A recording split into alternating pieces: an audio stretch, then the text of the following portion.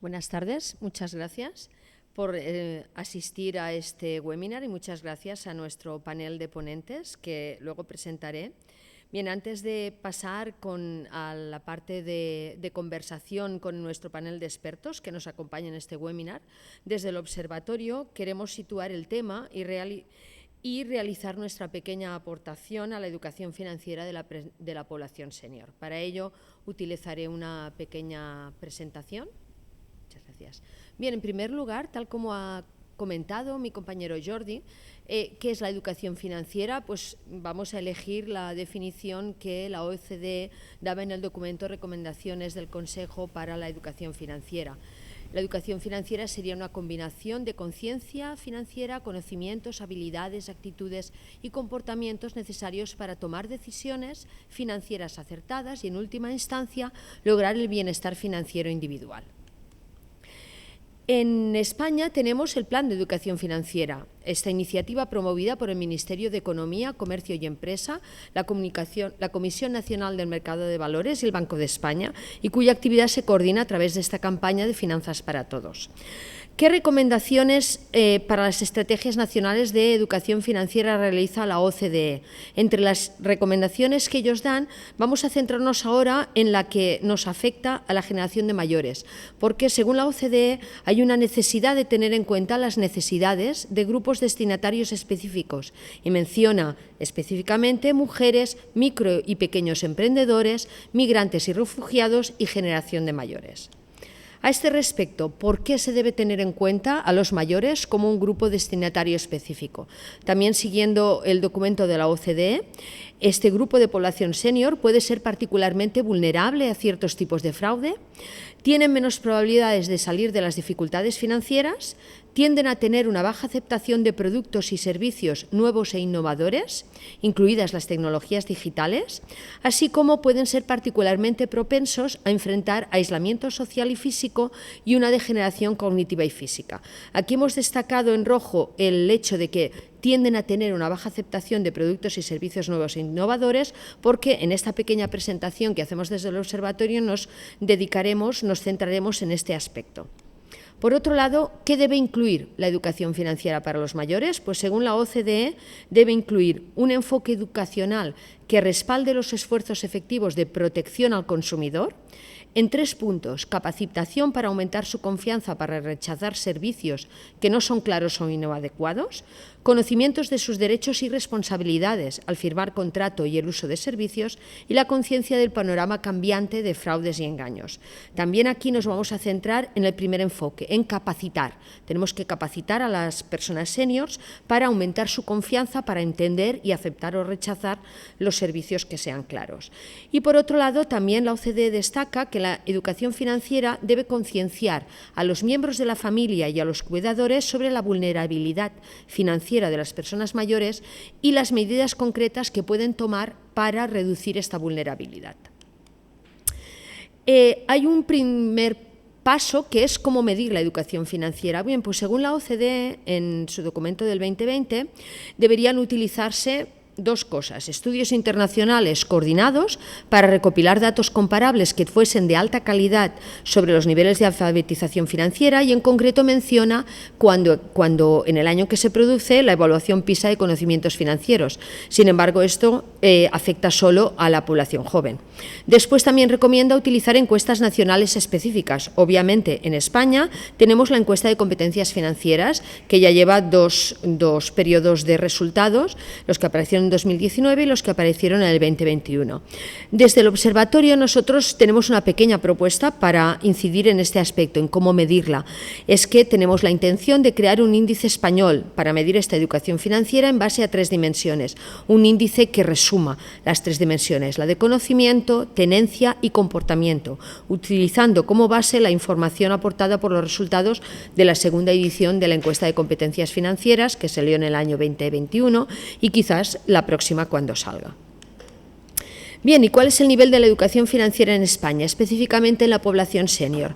Jordi, mi compañero del observatorio, ya lo ha anticipado. Según la encuesta de competencias financieras, la cultura financiera en España es muy baja. En la primera encuesta apenas un 5% de la población respondió correctamente a las 10 preguntas que contenía la encuesta en aquel momento. Y además, también otro resultado importante de la encuesta de competencias financieras es que existe una clara correlación entre cultura financiera y edad, una correlación que tiene la forma de U invertida, es decir, los dos colectivos de jóvenes y mayores destacan por tener una escasa cultura financiera, en cambio, esa cultura financiera es más elevada en las edades intermedias. Por lo tanto, si cogemos dos de las características que hemos visto antes de la población senior, es decir, que tienden a tener una baja aceptación de productos y servicios nuevos e innovadores y que la educación financiera debe incrementar su capacitación y conocimiento de sus derechos y responsabilidades al contratar producto, desde nuestro punto de vista, el tener presente estos dos aspectos pasa por 3 puntos, que son en los que creemos que tenemos que incidir, en concentrar la información y la educación financiera de la población senior en los productos que son especialmente útiles para sus necesidades y para disminuir su vulnerabilidad financiera, en hacer una explicación clara de las características de los mismos y en reforzar la fiabilidad y transparencia de los proveedores.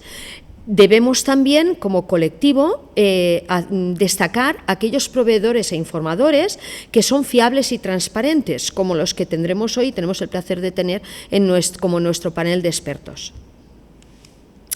Y paso ya a la pequeña contribución que podemos hacer desde el observatorio, no ya hablando de educación financiera, sino entrando en la educación financiera de la población senior. Bien, pues para introducir el tema, indicar que en este momento deberíamos tener en cuenta 4 factores que inciden en la educación financiera de la población senior, en su problemática. El primero sería la longevidad. Hay un claro incremento de la longevidad, la midamos como la midamos, no vamos a entrar ahí. La dependencia. En algunos países, como España, tenemos la suerte de tener la dependencia incluida como un beneficio más del sistema público. Sin embargo, esto se realiza de una manera claramente insuficiente. Por lo tanto, vivimos más y al vivir más también se aumentan los problemas de dependencia que suelen aparecer básicamente con la edad. Por otro lado, tenemos las pensiones públicas. Debido a los 2 factores anteriores, aumento de la longevidad y los problemas de dependencia, el sistema público puede tener problemas relativos y además concernientes a su sostenibilidad y suficiencia.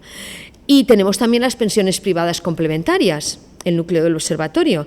El balance y las conexiones de estas pensiones públicas con las privadas, especialmente con los esquemas ocupacionales, precisamente está ahora en constante revisión en Europa y está en todos los países. Sin embargo, hemos de tener presente que las pensiones privadas complementarias necesitan, para proporcionar fondos suficientes, de un inicio temprano. Y si nos concentramos en la población que ahora es senior, esto es imposible después de los 65 años. Por lo tanto, la población senior, o una parte de ella, puede tener una necesidad de liquidez derivada de la longevidad y la dependencia. Por lo tanto, puede estar interesada en buscar fuentes regulares de ingresos después de la jubilación. Es decir, una parte de la población mayor de 65 años puede estar interesada en licuar la riqueza, es decir, en convertir la riqueza que tenga en renta, ¿vale? ¿Qué ocurre en España? Pues que la principal fuente de riqueza es la vivienda habitual. En 2019, el 76% de las familias españolas tenía su vivienda habitual en propiedad. Y si nos centramos en los mayores de 65 años, este porcentaje asciende a casi el 90%. Pero no solo es necesario que haya una necesidad, es decir, la población senior, una parte de ella tendrá una necesidad de licuar su riqueza, y tendrá oportunidad de hacerlo porque tiene vivienda, pero aparte de que pueda elegir los mecanismos básicos de licuar la riqueza, como es vender la propiedad, es conveniente también que haya productos en el mercado financiero que ayuden a hacer esa licuación.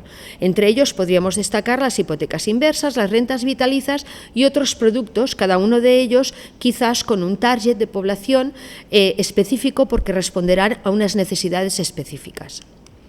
Concentrándonos nosotros en la hipoteca inversa, que ha sido objeto de estudio del observatorio en los últimos años, para ponernos en situación, tenemos aquí en la transparencia el gráfico en azul del número de hipotecas inversas que se han contratado en España.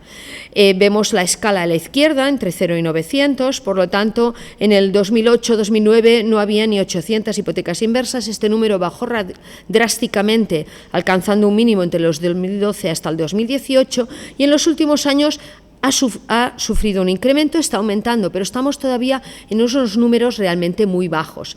En los números de la izquierda, en la tabla de la izquierda, tenemos una tabla comparativa del número de hipotecas inversas por millón de personas de 65 años o más, comparado España con los otros dos países que tienen un mercado bastante desarrollado de hipotecas inversas, como son United Kingdom y los Estados Unidos. Solamente dos datos. En el 2008 había en España 47 hipotecas por millón de personas de 65 años o más, y en el 2017 3 hipotecas inversas por millón. En United Kingdom al principio había 1.500 por millón y en 2017 estaban en 3.000. Estados Unidos partía de 3.000 y experimentó una bajada. En España ahora han subido un poquito, pero todavía estamos años luz de lo que puede ocurrir en otros países. ¿Y qué problemas pueden justificar o pueden explicar esta falta de hipotecas inversas? Bien, pues centrándonos simplemente en los problemas derivados de la demanda, tenemos dos factores que nos afectan además claramente hoy. Todos los artículos internacionales destacan que la educación financiera aparece como un elemento crucial a la hora de justificar la baja demanda o a la hora de poder explicar esta baja demanda. Y luego otros problemas de la demanda son derivados de la complejidad técnica del producto, ¿vale?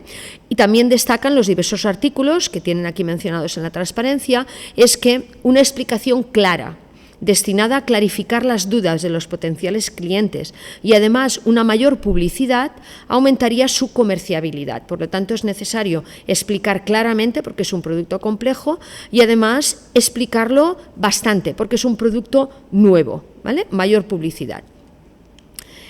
Bien, en España la población senior de 65 años o más ha sido objeto de algunos estudios, la relación de las hipotecas inversas en España. Por ejemplo, el estudio de Moscarola et al. En 2015 sacaba como conclusión que las hipotecas inversas reducirían la vulnerabilidad de las familias de 65 años o más en un 20%, utilizando un índice de vulnerabilidad que es el típico que se utiliza a partir de la proporción de personas que está por debajo del 60% de la media de renta disponible.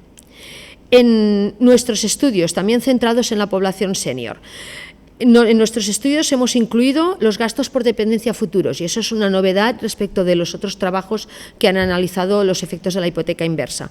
Entonces, nuestros resultados indican que los efectos de la hipoteca inversa son mayores en un incremento de los ingresos iniciales, se aumentan en casi un 10%, en una bajada de la probabilidad de falta de liquidez por parte de las familias, que baja en un 44%, y en una bajada de la suma de las necesidades de liquidez hasta la extinción de la familia, que baja un 42%. Pero estos efectos además son variables según la tipología de familia. ¿Y cuáles se verían más beneficiadas en concreto?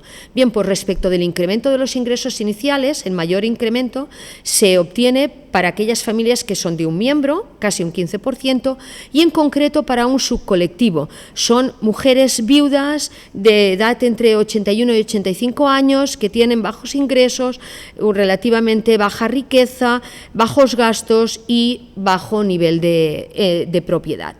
Y en los otros aspectos, probabilidades y necesidades de liquidez, las familias de 2 o más miembros y que a priori necesitan menos este complemento de las hipotecas inversas serían las familias más beneficiadas.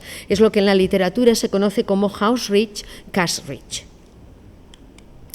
Y para acabar de comunicarles, tenemos la intención en el Observatorio de continuar investigando en el futuro sobre estos temas, en concreto en 2 puntos. En los efectos de otros productos de licuación del patrimonio, para poder hacer una comparativa entre los mismos, y también en los efectos sobre la vulnerabilidad de los mayores, es decir, en cuánto contribuye la hipoteca inversa a la reducción de la tasa de pobreza de la población senior, incorporando, cosa que no han hecho otros estudios que ya he mencionado, por ejemplo, los gastos futuros derivados de la dependencia. Bien, ya está aquí. Muchísimas gracias.